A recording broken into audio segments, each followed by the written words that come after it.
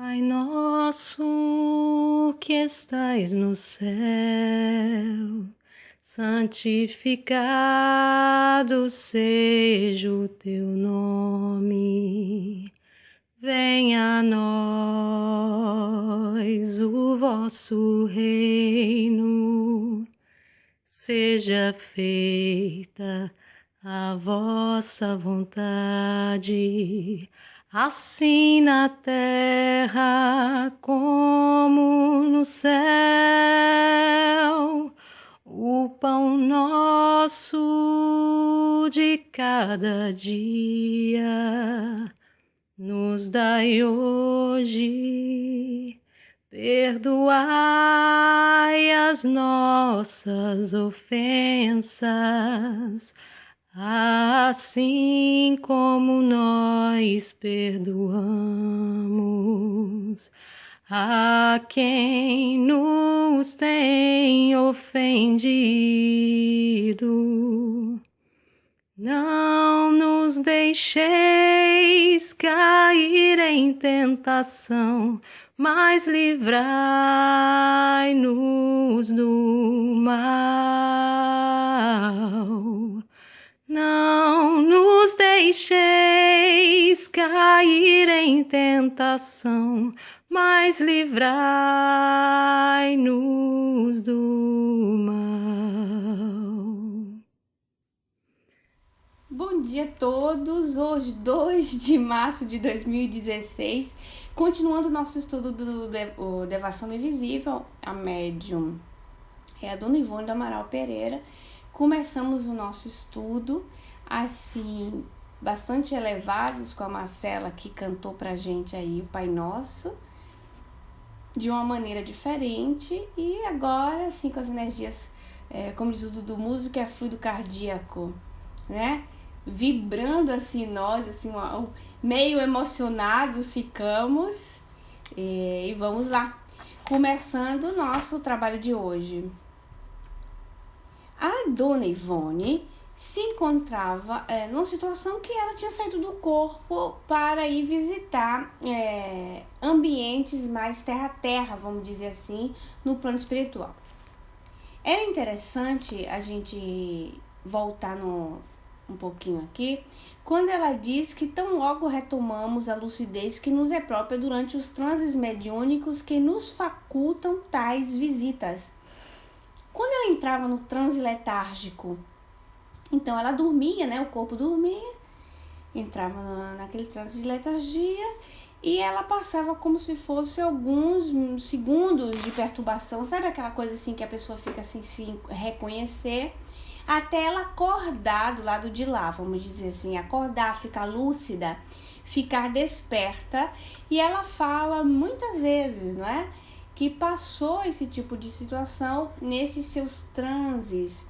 Ela traz para nós. Onde está a Dona Ivone?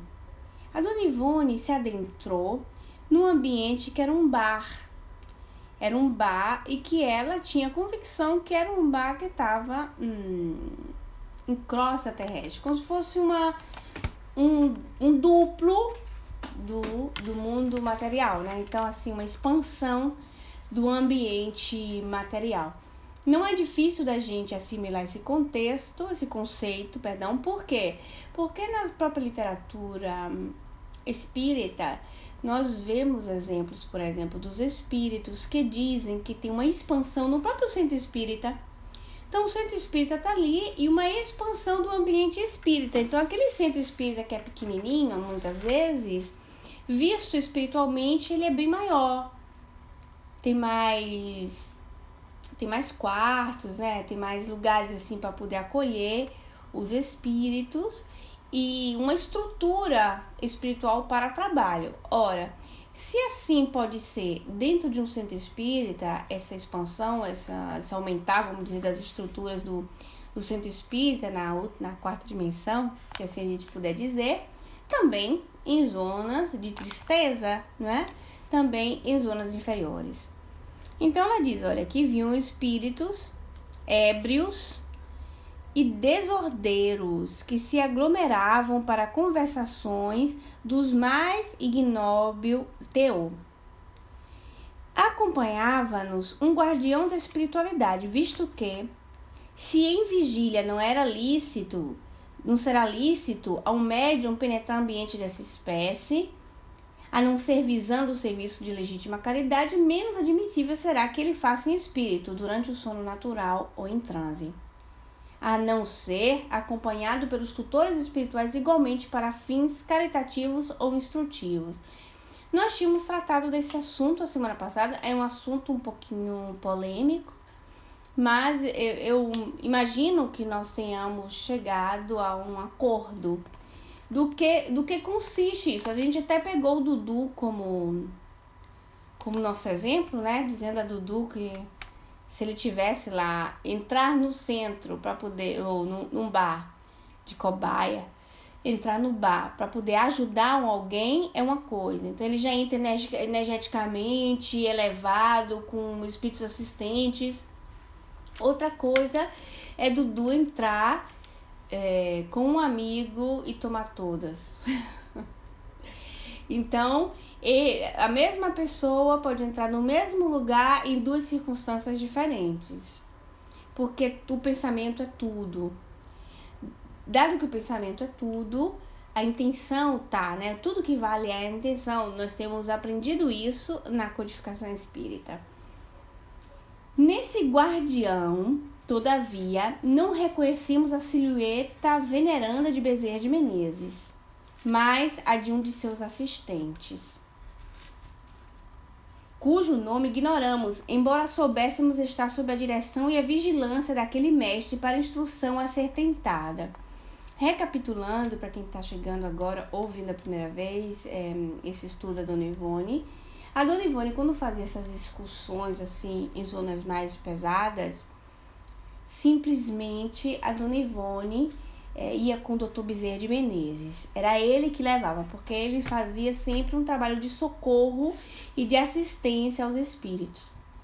Então ele trabalhava muito nessa área. Como ele ia matar dois coelhos com a cajadada só, né? Ele ajudava a Dona Ivone a se instruir, a mostrar para ela as zonas de sofrimento, demonstrar o degrado dos espíritos quando não seguem o pensamento libertador, quando eles não têm o equilíbrio ético-moral. Então ele levava ela com ele, para que ela também ajudasse como médium. Por que ela poderia ajudar como médium? Qual seria o perfil da Dona Ivone aí, né, na ajuda, no socorro como médium? Olha o que a gente tem estudado nesse... Eu vou olhar aqui no quanto tempo a gente tem. Nesse quase um ano e meio, né? Estudando esse livro. Qual é o perfil, qual é o papel da Dona Ivone nesses passeios que vão a efeito de socorro em zonas de degrado espiritual? Qual é o papel dela como médium? O que ela vai fazer lá? 1, 2, 3. Diana, doar matéria, né? Sustentar, porque ela sendo uma médium encarnada, ela tem um fluido, como é que se chama esse fluido? Tem ectoplasma, chamado fluido animalizado. É um fluido com vida animal, né? Com vida encarnada, de encarnado, né? Vamos dizer assim. Então, esse fluido, para zonas pesadas, para zonas de dor, é fundamental no socorro, porque é um instrumento de trabalho. Então, ela aprende e, em contrapartida, ela ajuda. Então, o aprendizado vai estar sempre associado à ajuda para que o aprendizado seja nobre. Olhe bem, para que o aprendizado seja nobre, ele tem que estar sempre associado à fraternidade, à caridade. E esse sentido, ele é muito amplo, hein? Porque às vezes a ajuda não significa somente na distribuição da sopa ou juntar roupas. O que é que vocês acham? Não é? Porque se você aprende e nesse meio tempo você utiliza o seu aprendizado para ajudar alguém, ou um método de ajudar alguém, um meio de ajudar alguém, serão bons frutos, né? Assim?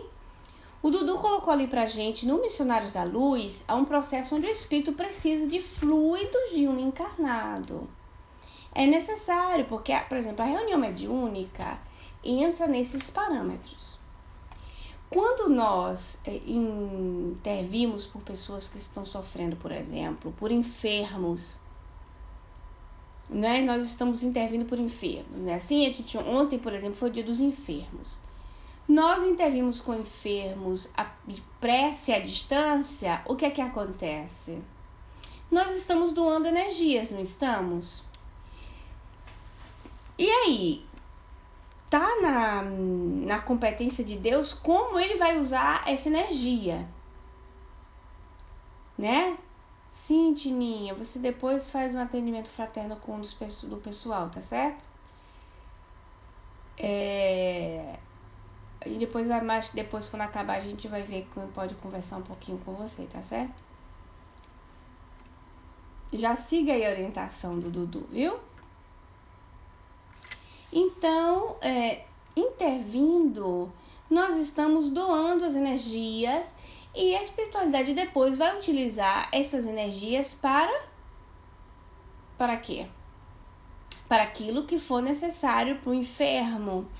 Existe o caso na Revista Espírita dos espíritos, na Revista Espírita coisa nenhuma, no Céu e Inferno, que é o caso de expiações terrestres.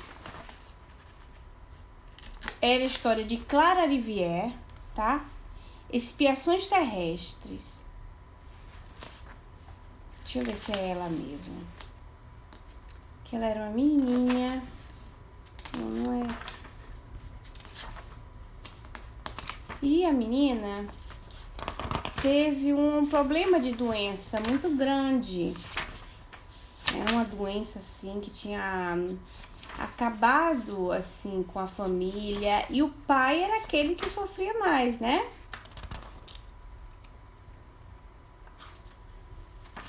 Eu acho que eu vou procurar um minutinho aqui pra você.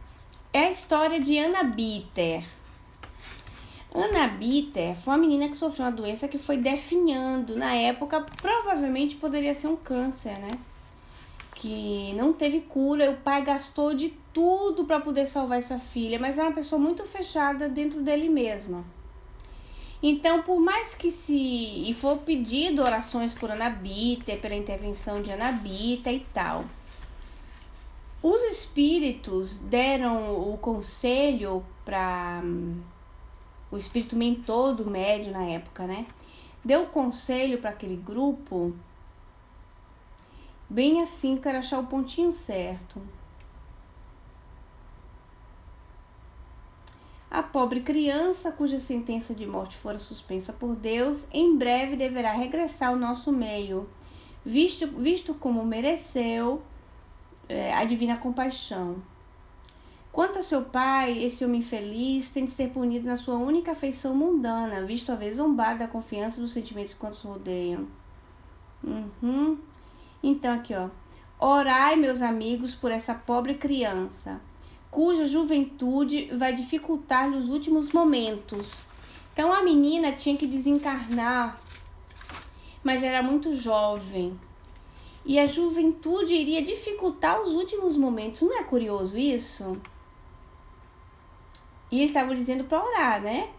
A seiva é tão abundante nesse pobre ser que, apesar do seu enfraquecimento orgânico, sua alma terá dificuldade em se desprender. Olha que coisa curiosa.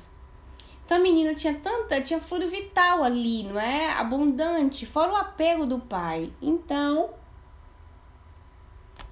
poderia criar problema para o desprendimento dela. Orai, mais tarde ela também vos auxiliará e consolará, visto que o seu espírito é mais adiantado do que as pessoas que a rodeiam. Para que o seu desprendimento seja auxiliado, coube-me como graça especial do Senhor o poder de orientar-vos a respeito.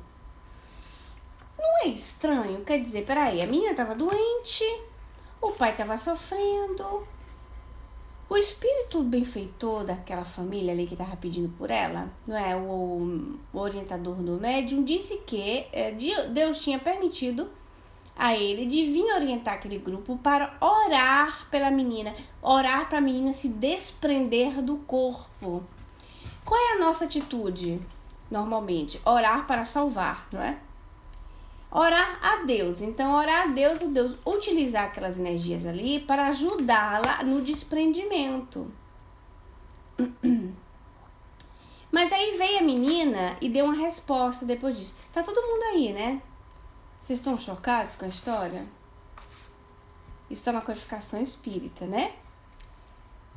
É Céu e Inferno, segunda parte, capítulo 8, Expiações Terrestres. Tá bom, eles fizeram aquilo que mandaram. Enfim, a menina desencarnou. Só que ela veio, foi evocada, e ela veio dar o testemunho dela. Reparem bem. Obrigado, meu amigo, por vos interessardes por esta pobre criança, bem como por terdes seguido os conselhos do vosso bom guia. Quer dizer, ela foi agradecer por ter seguido o conselho. Qual foi o conselho? Sim, graças às vossas preces, pude deixar mais facilmente o meu envoltório terreno. Tá vendo? Porque meu pai, esse não orava, maldizia.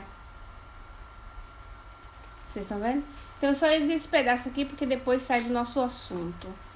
Então, a oração era feita para Deus utilizar as energias, né? Para fazer o que tivesse que fazer da melhor maneira para a pessoa.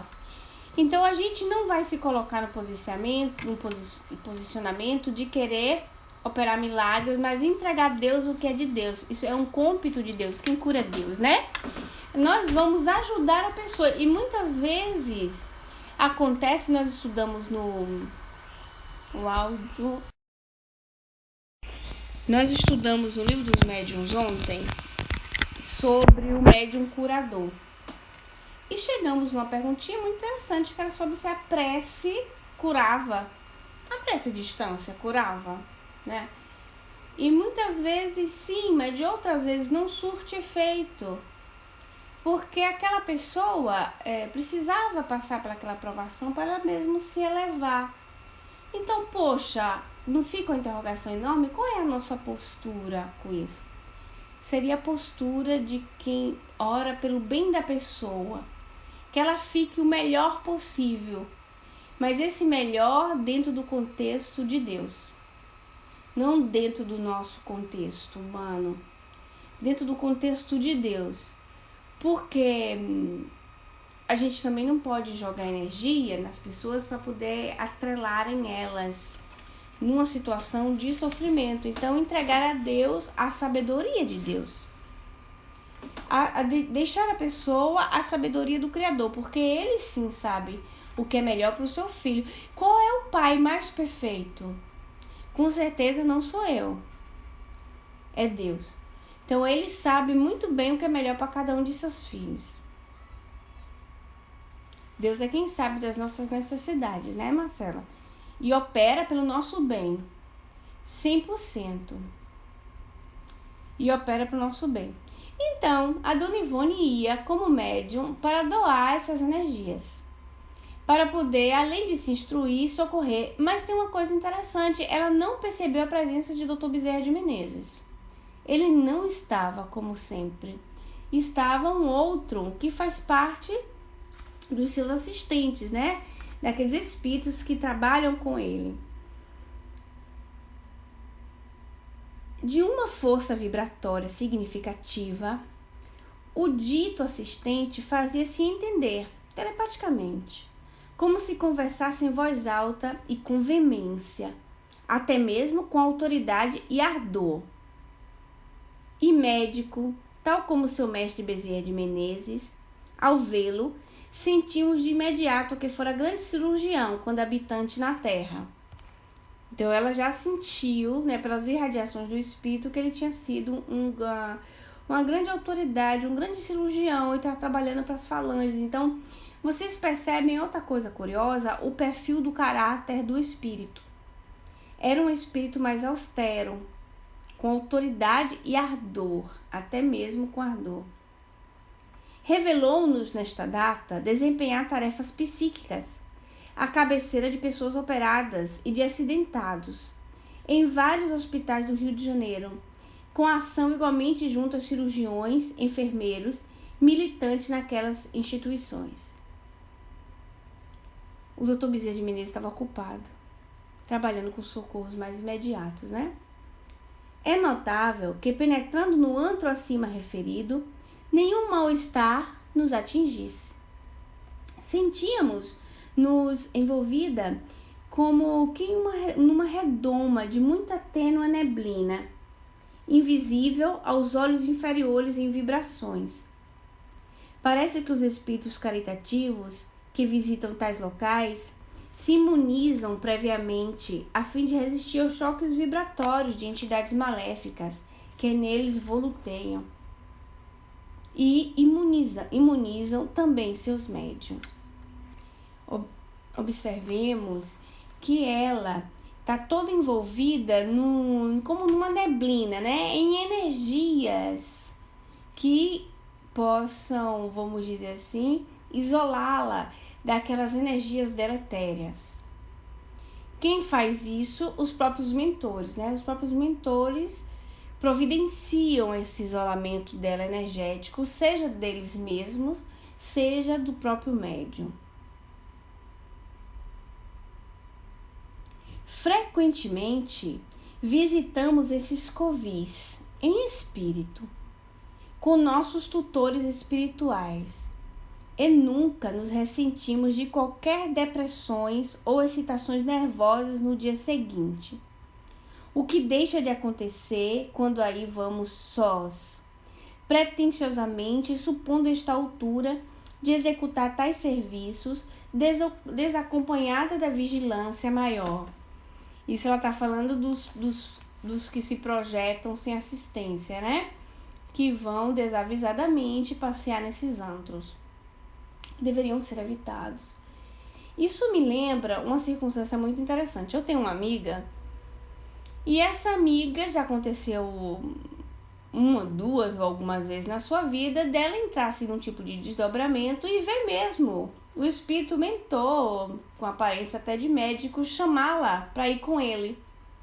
Mas um espírito de confiança, né? Se vê que era de confiança, mas ela sentia medo.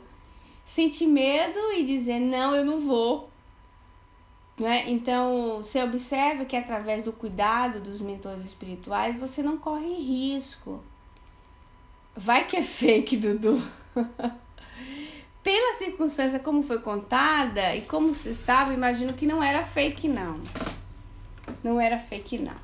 Pela circunstância, né, que eu sei da história.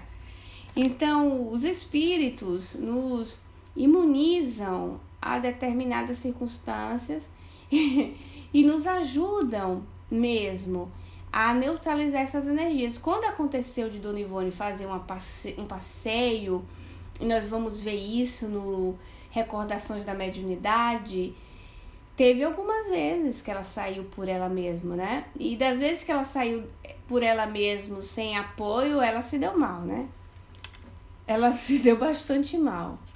E um desses casos é quando aquele espírito índio vem socorrê-la, porque ela tava assim, de gracinha, dançando no ar. Se entusiasmou com a leveza do corpo, começou a querer dançar no ar, e quando viu já estava bem longe de casa, ficou meio assim, né? E aí é quando esse espírito que a seguia tomava conta dela, o espírito de índio, que ela não dava nem muita ousadia para ele, pelo fato dele ser índio, estereótipo de índio, e aí ele que a socorreu e a trouxe para casa, né? Então já aconteceu dela se colocar em situações assim, por vontade mesmo de passear. E conheço outras pessoas também, de se colocar em determinadas problemáticas, de ir por conta própria, né? Por conta seu. Então, vamos lá. supondo, né? O que deixa de acontecer quando aí vamos sós. Tá vendo que ela faz sozinha? Pretensiosamente supondo esta altura de executar tais serviços desacompanhada de vigilância maior. As entidades desencarnadas, em entrevista na dita taverna, bebiam aguardente e cerveja. Devoravam comestíveis avidamente. Fumavam, jogavam cartas e dados, brigavam, discutiam, insultavam-se, esbofeteavam-se, mimoseavam-se com epitetos de baixo calão. Nosso guardião invisível, até para nós mesmas, embora continuássemos certo da sua presença pela segurança que sentíamos e através das intuições com que se fazia entender, as quais ouvíamos como se tratasse da sua voz, explicou-nos. Observe a questão vibratória, ela não vê o espírito que está guiando-a. Ela não vê. E ela percebe o pensamento dela. O Dr. Bezerra de Menezes também, nessas excursões, ela falava com ele pelo pensamento. Os espíritos ali presentes não viam, porque era uma questão dimensional. Então, eles não precisavam fazer a modificação no perispírito deles para entrar em contato direto. Ela estando encarnada e tendo o perispírito mais denso, já que ela estava ligada à matéria ainda, era mais apta a fazer esse tipo de atividade. A Diana disse ali para nós: minha irmã passou um apuro no umbral e disse que Dr. Inácio Ferreira socorreu e deu uma bronca nela. Ela não é espírita. Pode ser, bem provável. Se não foi ele, foi outro. Mas que pode ter sido socorrida, sim. Que pode ter tomado uma bronca também. Né? É possível. Então, olha só que ambiente, né? Pesado. Quando eles iam fazer um elogio para o outro, com palavras de baixo calão, bem grosseira, né? A estes, e aí o mentor disse para Dona Ivone, né? A estes e aos seus congêneres deve a sociedade do Rio de Janeiro. Presta atenção, Dudu? Olha que coisa como cita, né? Ó, a estes e aos seus congêneres deve a sociedade do Rio de Janeiro grande percentagem dos acidentes verificado diariamente nas vias públicas e pelos domicílios particulares. Atropelamentos, quedas, braços e pernas partidos, queimaduras, suicídios, homicídios, brigas, escândalos, confusões domésticas, assaltos e etc, etc. É a atmosfera em que vivem e se agitam, porque já eram afins com ela antes de passarem para a vida invisível.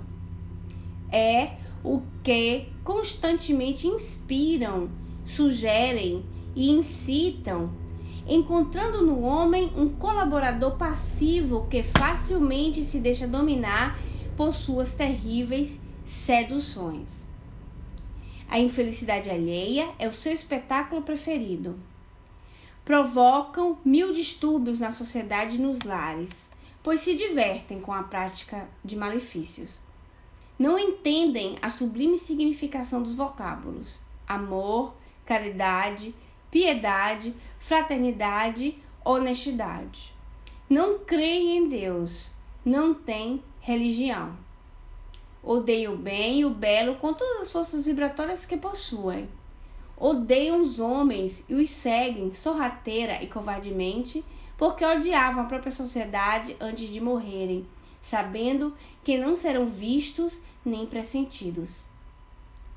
E a perseguição mental que lhes movem aos homens é inveterada e implacável, afirmando eles que assim agem porque igualmente foram perseguidos, quando homens pela sociedade que nunca os protegeu contra os males com que tiveram de lutar. Doenças, miséria, fome, falta de instrução, orfandade, desemprego e delinquência, desesperos de 1000 naturezas. E muito destes foram, com efeito, delinquentes que a sociedade perseguiu e levou ao desespero, em vez de ajudá-los a se reeducarem para Deus. O resultado de tal incúria por parte dos homens aí está. Uma vez desaparecidos na vida objetiva pela chamada morte, infestam como espíritos a sociedade e prejudicam-na, acobertados pelo segredo da morte. 1 minuto de silêncio.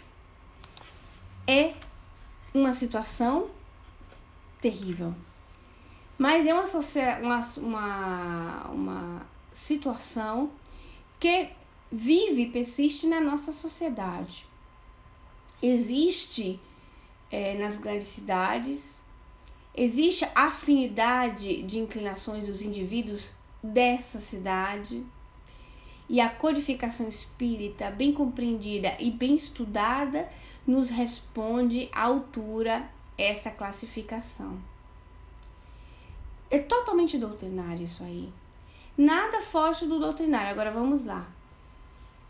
Ela colocou uma nota quando foi dito queimaduras, suicídios, homicídios, não é? Vamos ver o que é que ela diz. Em se tratando de homicídio, será bom considerar que a vítima estaria resgatando um débito do passado e que seu próprio inimigo de então, ao qual teria ofendido, poderá ter sugerido o ato deplorável ao homicida. Este, todavia, se deixou influenciar a tal ponto por um agente exterior, é porque nutria sentimentos igualmente inferiores, pervertidos. Prestou-se, portanto, à pedra do escândalo e responderá rigorosamente pelo ato cometido perante a lei de Deus. Então, a nossa sociedade, ela vai refletir na sociedade espiritual aquilo que ela é mesmo. As nossas vibrações por simpatia, por vínculo, vibratório. Quem sou eu? Em que ambiente espiritual eu vivo? Porque o ambiente espiritual é o duplo reflexo do meu ambiente material. Na verdade, pode dizer corretamente, o material é o reflexo do espiritual. Esses indivíduos, esses espíritos, dignos da nossa misericórdia, porque eles desacreditam também de Deus, porque não compreenderam Deus, porque não foram ensinados a compreensão de Deus, porque o pouco que falaram de Deus para eles era um Deus injusto, um Deus cruel, um Deus que favorecia os ricos e desfavorecia os pobres. É um Deus que criou raças diferentes, de cores diferentes, submetendo-as à escravidão. Não é? São situações que eles sofreram essa violência. Mas ora, vocês vão de perguntar, mas eles não são espíritos? E se eles são espíritos, por exemplo, como é possível que, sendo espíritos, eles não compreendam, por exemplo, essa realidade? Não é? Não dá uma dúvida? Puxa, tá assim, fora do corpo material. E estando no mundo espiritual, eles poderiam deduzir, por exemplo, que não é nada disso, que eles poderiam ter uma perspectiva melhor, não é? Poderiam.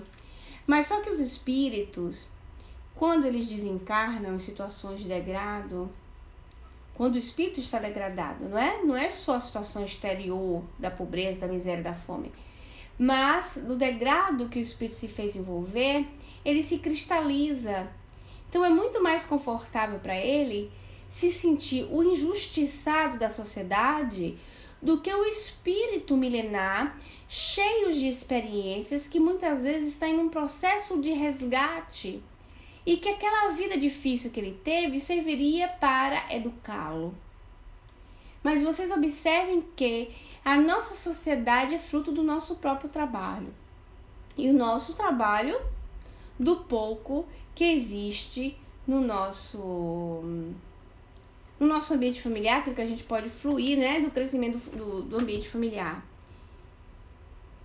Como Kardec vai tratando no livro dos Espíritos, no Evangelho segundo o Espiritismo, tratando dos mundos superiores, mundos de prova e expiação, etc., ele vai dizendo o seguinte, que existe vários graus no mundo, no universo desses mundos, como existem em uma cidade o subúrbio, o ambiente de degrado, não é?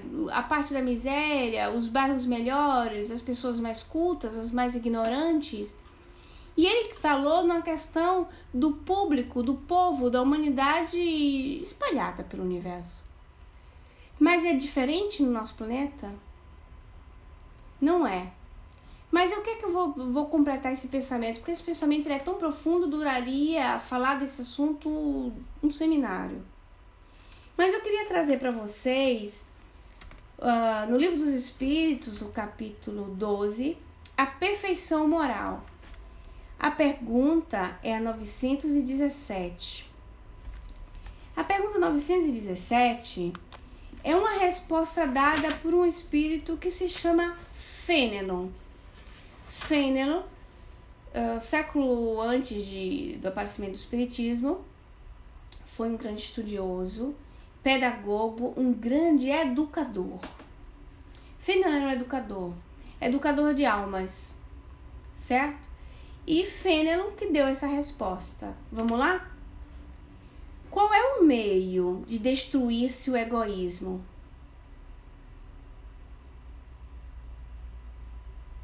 Como é o meio de destruir o egoísmo? De todas as imperfeições humanas, a mais difícil de extirpar é o egoísmo, porque resulta da influência da matéria. Influência de que o homem, ainda muito próximo de sua origem, não pôde libertar-se, já que tudo concorre para mantê-la. Não se liberta porque fica concorrendo o mundo, a sociedade, o que está para poder manter o perfil do egoísmo, né?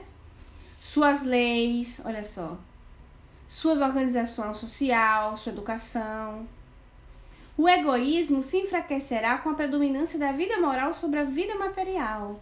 E, sobretudo, com a compreensão que o Espiritismo vos dá sobre o vosso estado futuro real, e não desfigurado por ficções alegóricas. Quando bem compreendido e identificado os costumes e as crenças, o Espiritismo transformará os hábitos, os usos e as relações sociais. Claro, porque se for instruir a pessoa, instruir o indivíduo, instruir essa massa, com o jeito de tomar conta deles, da paciência, da fraternidade, do amor que Jesus nos ensinou, essas pessoas, em contrapartida, sentindo a atenção do outro para com eles, eles vão amolecer. Porque a água mora em pedra dura, tanto bate a que fura. Por que o nosso planeta ainda é um planeta de provas e expiações? Não chegamos ao mundo de regeneração. E por que a felicidade não é deste mundo? Porque não dá para gozar da felicidade, por assim dizer, né? Sabendo que existem pessoas que morrem de fome, ou que crianças dormem, como existe no Brasil ainda, crianças dormem na rua, não tem casa. Então não tem como gozar de uma felicidade sabendo que existe na nossa sociedade, principalmente na sociedade brasileira, que a gente está falando para brasileiros, mazelas desse tipo. Não dá mais para conceber que crianças rondem as ruas sem amparo, enquanto nós comemos as nossas comidas fartas nas nossas mesas, ou quando usamos os nossos celulares. Então, como é que tem a felicidade? Então, a felicidade não é deste mundo. Dá para ter da felicidade? Sim. Mas não tem como ser desse mundo. Porque ainda existe muito egoísmo nas nossas leis.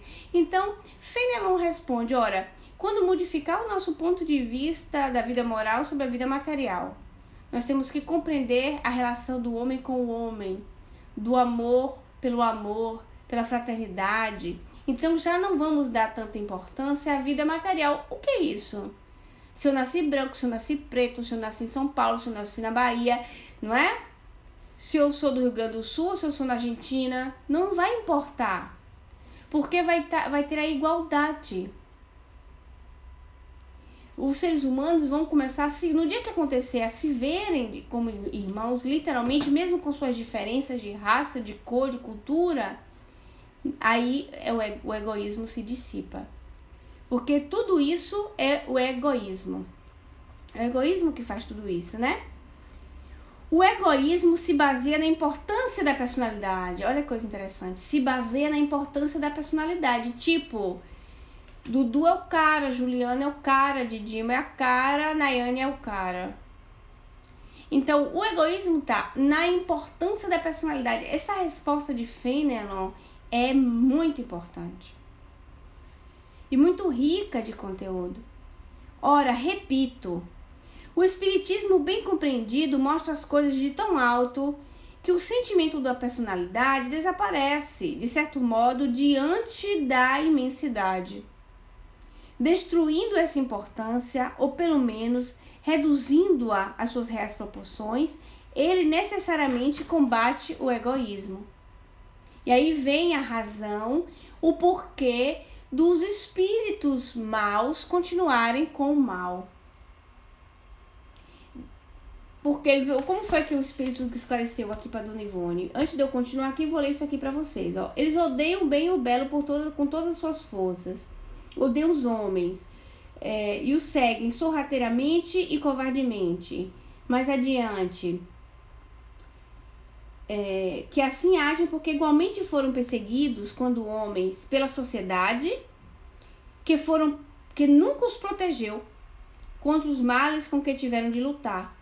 Doenças, a situação de saúde pública, miséria, fome, frio, né? Falta de instrução, a educação deteriorada, manter os seres humanos na ignorância, para que eles não possam se libertar. Orfandade, desemprego, delinquência, desespero de 1001 naturezas. E muitos destes foram com efeito delinquentes que a sociedade perseguiu e levou ao desespero em vez de ajudá-los a se reeducarem para Deus. Eu já ouvi de espíritas a exigência da justiça, frases de mágoa contra os delinquentes, frases difíceis, de pouca fraternidade, de pouco amor contra os meninos de rua, não sabendo que o espiritismo no qual propagam explica claramente essa situação. E o que o verdadeiro espírita é o espírita cristão. E o espírita cristão compreende a dificuldade do seu próximo. Ele pode não amá-lo, mas ame ao Cristo. Ame a proposta que o Cristo nos deu. Fulano não merece meu amor, tá bom. É uma pessoa difícil ainda, não merece seu amor, você ainda não consegue. Mas ame ao Cristo. Ame a proposta que Jesus lhe deu como consolador, que a gente fica abrindo a boca para dizer eu sou espírita. Nós precisamos compreender que a doutrina espírita nos explica perfeitamente tudo isso. E eu vejo ainda espíritas querendo botar os seres humanos em cadeias para apodrecer. Não sabe, ingenuamente, que esses espíritos mortos ou apodrecidos, eles vão vir sem corpo material para continuar a aumentar a massa de espíritos delinquentes? Mas ora, se nós trabalhamos para a educação do delinquente, doando amor, gentileza para ele, coisa que ele nunca teve, quando ele desencarnar, ele já vai ter a semente da fraternidade dentro dele. Eis a compreensão. Nós somos muito limitados, porque a gente gosta de um espiritismo que fala de espíritos e que dizem palavras bonitas nos livros. Mas quando a sociedade está infeccionada pela desgraça, pela pobreza, pela miséria, nós condenamos os delinquentes. Eu acho interessante, por exemplo, que quando nós estudamos a história do Brasil, esse a escravidão, e nós sabemos, logicamente, que existe o reencarnar e passar por aquelas circunstâncias difíceis para aprendizado, porque tudo serve.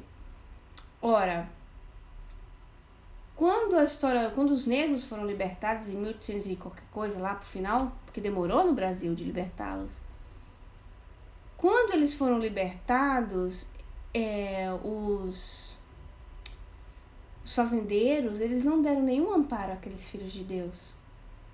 Eles foram libertados, mas eles foram libertados à míngua, soltos no meio da rua, como se nada fosse. E daí foi que teve os aglomerados das favelas, da pobreza. Eram os bichinhos, gente, que não tinham onde tinham que se aparar. E aí se jogaram naqueles aglomerados e por falta de educação, por falta de tudo, olha o reflexo na nossa sociedade hoje. E a gente ainda fala, xinga, esculhamba, não é? Se nós formos estudar a história, há de compreender. O próprio espírita reencarnacionista há de compreender. Mas aí, Fenelon continua. O choque que o homem experimenta do egoísmo dos outros é o que muitas vezes o torna egoísta, porque sente a necessidade de colocar-se na defensiva, vendo que os outros pensam em si mesmos e não nele, é levado a ocupar-se consigo mais do que com os outros. Fenelon respondeu isso ou não respondeu? Todas as nossas dúvidas, tudo aquilo que a Dona Ivone, mais o benfeitor, falava, trouxe pra gente no livro Devassando Invisível. Respondeu ou não respondeu? Porque o indivíduo experimenta o choque com o egoísmo do outro. Aí ele se coloca na defensiva, tipo, eu vou ter que me defender, porque aqui é cada um por si. Então, você quer que uma pessoa que está com fome e na miséria, viu sua família geração por geração na miséria, sem educação, respeite o seu carro, respeite o seu patrimônio, a sua casa, a sua bolsa? Como?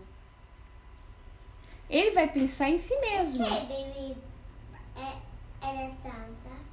Não vai pensar em si mesmo? Claro, ele vai pensar na sua sobrevivência. Ele vai pensar em estar bem ele, né? Pois é, contudo, né, Florzinha? Tudo isso é usurpar do indivíduo em si por si. E Fenelon continua que o princípio da caridade e da fraternidade seja a base das instituições sociais, das relações legais do povo a povo e de homem a homem. E este pensará menos em si, quando vir que outros pensaram nele. Olha que coisa linda. Olha que fala de Fenelon. Quando eles verem que outros pensaram neles, eles vão começar a deixar de pensar em si. Então vamos começar a ajudar, a pensar nas outras pessoas. Doar o nosso tempo, dar a nossa atenção. Porque vai comover, né? Que ele é mais que é pensado, ele vai sentir cuidado. Ele vai se sentir assim, olha, fulano pensou em mim. E quando vem de gente estranha, é que eles mais se interessam, não é? É que mais eles se envolvem. Porque ele fala, poxa, uma pessoa de fora pensou em mim. Então, qual é a minha ação da caridade? São muitas, existem vários métodos de fazer a caridade. Esse tema, o bem, por exemplo, o bem ele é infinito, né?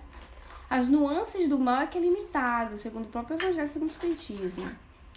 Então, as nuances do mal é limitado. Agora, o bem, nossa senhora, o bem é infinito. Então, tem possibilidade de se fazer o bem de toda maneira possível. Como? Cada sociedade, por exemplo, a Marcela, vou pegar a Marcela, por exemplo, a Marcela está numa sociedade altamente civilizada. É um paísinho pequeno, então, em proporção com a deficiência social do Brasil, o país que a Marcela vive, que é a Suécia, está muito mais adiante, né? Passar à frente com o equilíbrio. Então, poxa, Marcela não tem criança para tirar da rua. Marcela não tem criança para dar de comer. Como é que ela vai fazer? Mas deve existir alguma coisa para se fazer. Deve existir algum modo da pessoa se mover. Não é porque o bem sendo infinito e a caridade sendo modos infinitos de exercê-la, cada um vai encaixando o modo de agir à sociedade no qual vive. Encaixando o modo, então, olha, em face do atual transbordamento do egoísmo, é preciso verdadeira virtude para que alguém renuncie à sua personalidade em proveito dos outros que como sempre não o reconhecem.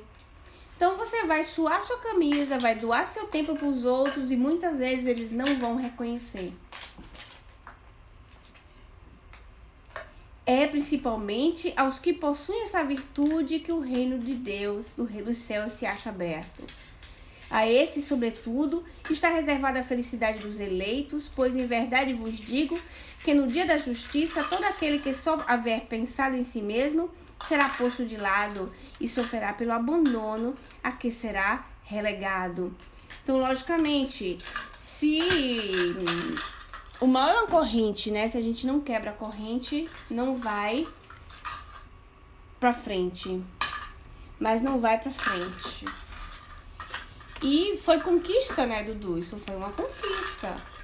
O reciclo dos povos, isso no sentido social, das capacidades que nós temos de fazer o bem, de fazer alguma coisa pelas pessoas. Nós podemos fazer de tantos modos diferentes, mas para que o próprio egoísmo seja debelado? O nosso tempo já deu, né? O nosso tempo já deu. Tem alguém que cozinha uma panelinha. E a gente continua esse assunto a semana que vem. Tá certo? A gente dá uma continuada semana que vem. A gente pegou a linha do pensamento para se desenvolver. Da explicação do mentor espiritual da Dona Ivone. Pois é. O mentor espiritual da Dona Ivone, que conta o porquê daquela sociedade. O porquê dessa sociedade. E a gente fez esse gancho com a própria doutrina espírita, que é muito mais do que esclarecedora. E que nós não podemos nos deixar levar, por exemplo, por esse sistema que tem a sociedade de nos puxar, não é? Não é assim que Fenelon disse? Através das suas regras, através dos preconceitos, de continuar nos deixando atrelados ao egoísmo. Somos nós que temos que fazer a diferença. Então o espírita é chamado na razão, é chamado, como diz num bom baianês, chamado na chincha, para poder refletir sobre a sua responsabilidade. O espírita, ele não é espírita para ele ver novela. Ele não é espírita de novela, ele não pode nunca ser espírita de novela. Não dá para ser espírita de romance. Com romance você aprende, com a novela você aprende com as coisas da vida, mas não dá para ser aquilo. O espírita é chamado para a transformação. Para a transformação da sociedade no qual vive, contribuindo na sua sementeira. Quando, concluindo o nosso trabalho, no capítulo 6 do Evangelho segundo o Espiritismo, que é o Consolador Prometido, o Espírito de Verdade nos chama a nós espíritas nesse tom. E eu vou trazer para vocês o tom que o próprio Espírito de Verdade fala com nós espíritas. Ele está falando para os espíritas, né? Assim? Então vamos ver. Venho como outrora aos transviados filhos de Israel. Ele não está falando para os espíritas? Trazei-vos a verdade e dissipar as trevas, escutai-me. Mais adiante, mas ingratos homens se afastaram do caminho largo e reto que conduz ao reino do meu Pai. Não é o egoísmo? Não é nos enfiarmos no egoísmo? Homens fracos que compreendeis as trevas das vossas inteligências, não afasteis uma sorte que a clemência divina vos coloca nas mãos para vos clarear o caminho. Mais adiante, no próximo parágrafo. Espíritas, amai-vos, este é o primeiro ensinamento. Instruí-vos, este é o segundo. Todas as verdades encontram-se no cristianismo. Os erros que nele se arraigaram são de origem humana. E eis que do além-túmulo que julgáveis o nada, vozes vos clamam. Irmãos, nada perece. Jesus Cristo é o vencedor do mal. Sede os vencedores da impiedade. Então, o Espírito de Verdade fala em primeiro aos espíritas. O Espírito Erastus fala no discurso que foi feito em Lyon, na cidade de Lyon, que era a cidade natal de Kardec, na cidade de Bordeaux, chamando a atenção dos espíritas para o comprometimento deles, porque nós somos os filhos desviados de Israel. Então não podemos abraçar uma causa por um título ou por uma beleza, mas sim para fazer a diferença na própria sociedade que nós vivemos. Naquele trabalho, como faz o passarinho daquele conto, que com a gota de água no seu biquinho, ele tentava apagar o incêndio da floresta. É isso. Se quisermos modificar nossa sociedade, devemos começar modificando a nós mesmos, primeira coisa. E segundo, modificar o pequeno ambiente que nos circunda. É isso. Nosso trabalho de hoje é concluído.